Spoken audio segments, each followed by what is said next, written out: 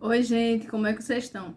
Eu sou Elizabeth Rosenda, eu sou professora de Geometria Gráfica e ex-membro da CJC Ferreiros. E hoje eu vim falar um pouquinho com vocês sobre algumas dicas para a prova do Enem, no caso, no segundo dia de aplicação. Primeiro, eu queria parabenizar vocês pela coragem de se prepararem durante um ano tão difícil como foi 2020 e irem fazer a prova. Vocês já foram fazer o primeiro dia, agora estão indo para o segundo dia de prova. Então, acreditem no potencial de vocês, confiem no que vocês estudaram, porque nesse momento final, agora a gente precisa revisar alguns conceitos e entender o que é que a gente precisa para se dar bem na hora da prova. Então, hoje eu vou dar algumas dicas de conteúdos de geometria que estão presentes na prova de matemática. Como vocês devem saber, a prova de matemática do Enem ela é dividida em algumas áreas do conhecimento da matemática, e entre elas a geometria. E dentro da geometria, a gente vai ter os conteúdos de geometria plana, vai ter os conteúdos de geometria espacial, geometria analítica e também conteúdos como grandezas e medidas. E o que são essas grandezas e medidas? Todo o cálculo de área, volume, perímetro, capacidade, esses conceitos que vão acompanhando as edições do Enem, né, já vem recaindo recorrentemente em outras edições e que dificilmente ficarão de fora. Lógico que a gente sabe que o Enem sempre tem inovado, né, nos conteúdos, e isso ficou claro na prova de Ciências Humanas, do primeiro dia de aplicação, mas esses são os conteúdos que vêm sendo cobrados para o Enem na parte de geometria que está presente na prova de matemática. Então, minha dica para vocês é revisar essas fórmulas, revisar alguns desses conceitos, e aqueles que vocês tiverem mais dificuldade, dá uma olhadinha com um pouco mais de calma. Mas lembre-se, não dá para você agora, há poucos dias da prova do Enem, você querer entender todo o conteúdo de geometria mais uma vez. Vocês já estudaram, vocês já se prepararam durante o ano para isso. Mas eu vou começar dando algumas dicas sobre alguns desses conteúdos que vem caindo recorrentemente na prova do Enem de geometria. Um primeiro conteúdo que vale muito você revisar são os cálculos de áreas de figuras planas. Ou seja, é você lembrar qual é a fórmula para calcular a área de um triângulo, a fórmula para calcular o quadrado, um trapézio, um losango. Porque todas essas questões, todos esses conteúdos vêm caindo e vêm caindo de uma maneira articulada com outros conteúdos. Então, por exemplo, eu posso ter uma questão e já teve questões assim em outras edições, que numa mesma questão ele pedia para ver o aumento de uma quadra de basquete, alteração da área do garrafão. Então, antes era um losango, antes era um trapézio, e depois ele iria transformar isso num retângulo. Então, você precisa utilizar ali duas fórmulas de área de figuras planas e comparar essas fórmulas. No final, você vai ter que comparar as áreas e entender qual é o que a questão está pedindo. Outro conteúdo que eu queria lembrar para vocês revisarem, que é um conteúdo que é bastante simples e que se cair na prova do Enem, vocês têm como fazer um cálculo simples e conseguir a resposta correta dessa questão, que é o conteúdo de escala, ou seja, como calcular a escala gráfica de um desenho. Então, por exemplo, já caiu questões no Enem que lhe davam as medidas de um avião real e que o aluno precisava construir uma maquete desse avião. E ele dava qual era a razão de redução dessa maquete. Então, para isso, você precisa só calcular a escala, ou seja, pegar qual é a escala que está sendo utilizada naquele desenho, qual é a medida do desenho real e qual é a medida que você vai precisar ter para aquele desenho da maquete, por exemplo. Então, é você prestar atenção no que a questão está pedindo e observar se você vai precisar aplicar o cálculo de escala de redução ou de ampliação. E fiquem atentos, porque é um cálculo simples que você consegue fazer de maneira rápida e conseguir garantir essa questão. Outro conteúdo que está presente e que eu recomendo que vocês revisem com bastante atenção, porque ele pode ser cobrado não só na prova de geometria, como de outros conceitos da prova de matemática, é o cálculo do triângulo retângulo, o famoso teorema de Pitágoras. E esse teorema, que é bastante simples, que vocês já devem ter visto várias vezes aí durante o ano nos estudos, que fala que o quadrado da hipotenusa é igual à soma dos quadrados dos catetos, muitas vezes ele não vai cair simplesmente uma questão para resolver triângulo retângulo. Já teve edições do Enem em que o teorema de Pitágoras foi utilizado para achar a área de um círculo. Então vejam que o Enem propõe uma articulação entre esses conceitos. Então, a gente falou logo de área de figuras planas. Então, vale a pena revisar também os conteúdos de área da circunferência, o perímetro, comprimento da circunferência. Porque esses conteúdos eles vão se interrelacionando dentro das questões do Enem. Então, voltando mais uma vez a falar do triângulo retângulo, vocês precisam observar na questão o que é que vocês têm, o que é que aquela questão oferece de dados e se você precisa aplicar aqueles conhecimentos do Teorema de Pitágoras para resolver aquela questão.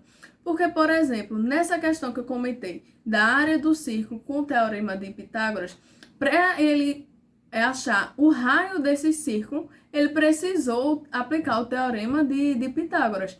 Então, é você ter a calma de interpretar aquela questão. O que é que a questão está te oferecendo de dados que você pode aplicar na fórmula? Não é porque está uma questão falando de área do círculo, área da circunferência, que eu não posso utilizar outros conhecimentos, como exemplo do Teorema de Pitágoras. Então, vale a pena revisar esse conceito. Outro conteúdo que eu acho fundamental vocês revisarem de maneira calma e tentarem chegar na prova compreendendo como utilizar essas fórmulas são os cálculos de volume dos sólidos geométricos. Então, no Enem, recorrentemente vem caindo questões relacionando o volume dos sólidos com algum contexto. Então, por exemplo, quanto precisa para abastecer uma cisterna que tem tanto de volume se eu quero ampliar a altura dessa cisterna? Então, você tem uma alteração ali na propriedade desse sólido, que ela está representado como uma cisterna, e você precisa entender como você vai adequar isso à fórmula. Então, revisa o volume dos sólidos redondos, que são o cone, o cilindro, a esfera. Revisa o volume do paralelepípedo, revisa o do cubo, revisa esses conceitos que são cobrados recorrentemente e que você pode, a partir dessa interpretação de volume, garantir essa questão. Não é simplesmente você chegar lá e aplicar a fórmula de volume de algum sólido. Você precisa interpretar o que a questão está pedindo sobre aquilo. Então, vale a pena revisar as fórmulas de volume para garantir que você vai chegar na prova e saber como aplicar aquela questão. Na verdade, como aplicar aquela fórmula naquela questão. Então, é interessante você fazer essa revisão, porque a questão de volume, ela cai recorrentemente. É um dos conceitos de grandezas e medidas que mais caem no Enem. E também, às vezes, essa questão do volume cai articulado com outros conceitos. Já vi caindo no Enem questões pedindo para calcular o volume de um elipsoide, ou seja, são conteúdos que parecem simples, mas que podem se tornar complexos na prova se a gente não tiver esse olhar cuidadoso de olhar as fórmulas, analisar e entender como eu preciso aplicá-la no Enem. Eu já falei da circunferência, mas eu vou retomar a falar sobre ela, porque o número de questões de circunferência que estão presentes na prova do Enem também é uma quantidade significativa. Então, vale a pena você olhar, revisar a fórmula da área da circunferência, comprimento da circunferência, como eu posso fazer para determinar o raio de uma circunferência em determinada situação, dependendo da questão.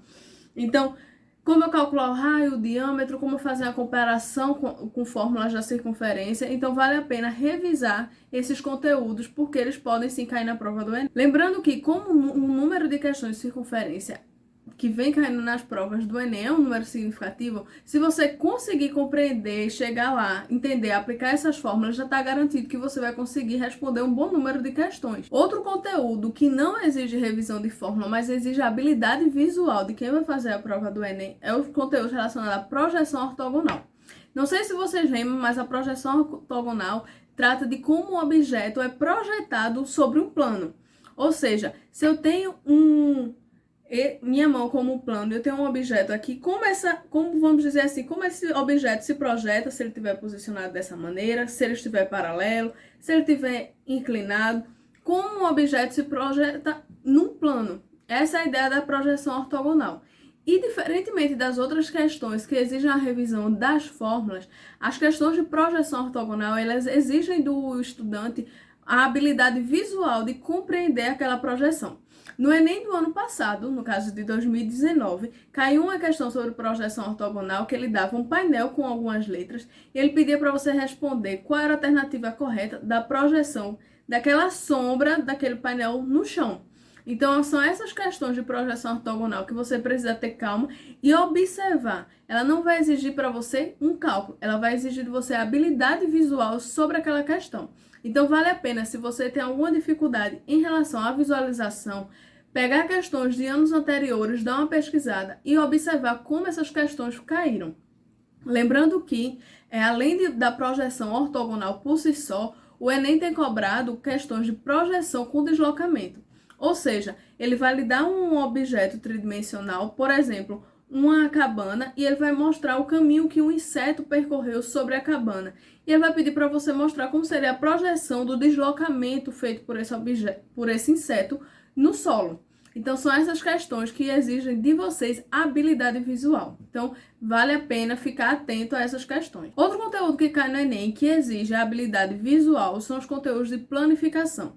Então, geralmente cai planificações de sólidos, já vi questões de planificação do cilindro, e você tem que marcar a alternativa que corresponde àquela planificação daquele sólido. Ou seja, como eu transformo ele, eu tiro ele do plano tridimensional e coloco ele no plano bidimensional. Então, vale a pena você revisar as questões de planificação.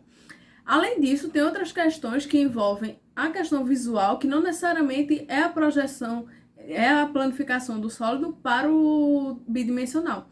Por exemplo, quem nunca fez para alguma festa da CJC bandeirinhas de São João? Então, já caiu questões no Enem que falavam sobre como dobrar um papel, como eu cortar e como, quando eu abrisse, qual formato iria ficar a minha bandeirinha. Então, lembre-se dessas atividades que a gente provavelmente já fez em algum momento, porque caem questões desse tipo também nas provas do Enem. Outro conteúdo que esteve presente nas provas do Enem e que também demanda essa habilidade visual são os conteúdos de transformações no plano. E o que é isso? É a rotação, é a translação, é a reflexão. É quando eu tenho duas figuras no plano que uma tem uma relação de transformação com a outra. Então, já caiu uma questão no Enem de rotação, em que ele dava uma figura inicial, ele dava uma figura final, e você tinha que responder qual foi o ângulo de rotação dessa figura. Exige sim habilidade, e uma dica, se vocês estiverem lá, é tentar usar até folhas de papel para tentar se aproximar ali do ângulo que está sendo formado entre essas figuras, a figura inicial e a figura final que foi rotacionada. Então, fiquem atentos a essas questões, tenham calma e demandam a habilidade de visualizar, então vocês precisam ler com calma, observar para chegar ao resultado correto. Como eu falei no começo, a geometria cobrada na prova do Enem é dividida em alguns tipos e também é cobrada a geometria analítica. Então, tudo aquilo que você estudou do plano cartesiano, de retas, sobre curvas cônicas, ou seja, elipse, parábola, hipérbole no gráfico, eles podem ser cobrados na prova do Enem. Então, vale a pena você observar novamente alguns conceitos como observar a coordenada do ponto, qual é o cálculo para fazer identificar o ponto médio aqui no plano cartesiano, quais são os cálculos para determinar os elementos da elipse, da hipérbole e da parábola. Eu já vi questões do Enem que eles davam a equação da hipérbole e ele perguntava a partir daquela equação que elemento tal e o elemento tal. Por exemplo, que a variável A e a variável B representavam para aquela hipérbole. E você tinha que determinar nas respostas se era um arco da hipérbole, se era a hipérbole completa. Então, tudo isso você tem que observar e ter calma na hora de fazer o Enem, porque você pode compreender a fórmula, mas você precisa interpretar de uma maneira diferente. Então, para finalizar esse vídeo com algumas dicas do que é importante você revisar para a prova do Enem, eu queria deixar 3 conselhos. Primeiro, revise com calma os conteúdos que vocês viram. Revisem as fórmulas com calma. Revisem questões que vocês ainda estão com dificuldade. Em segundo lugar, tenham paciência na hora de fazer a prova para interpretar as questões. Muitas vezes, os dados das questões já nos indicam quais os caminhos a serem seguidos para chegar ao resultado. Então, tenham calma na hora de interpretar. E lembre-se que as questões muitas vezes podem ter conteúdos relacionados, interrelacionados. Então, prestem atenção a isso. E, por último, atenção às questões que demandam habilidade visual. A gente viu alguns desses conceitos que estão presentes na prova do Enem que demandam essa habilidade. Então, prestem atenção. Se você tiver alguma dificuldade em relação a isso, pare, observe com calma a questão, rabisque sobre ela se for preciso, tentando transferir aquilo que você está imaginando para o papel, para você conseguir garantir o resultado nessas questões. Então, essas foram algumas dicas rápidas. Como eu já disse, a gente está na reta final, nesse momento é hora de revisar. E ficam aqui minhas sugestões para vocês, algumas dicas do que precisa ser revisado para a prova de geometria no Enem. Desejo a vocês uma boa prova, boa sorte, que Deus esteja abençoando vocês com muita calma, muita paciência e que vocês saiam vencedores dessa etapa da educação, né, que é o Enem, que todos nós passamos em algum momento. Tchau!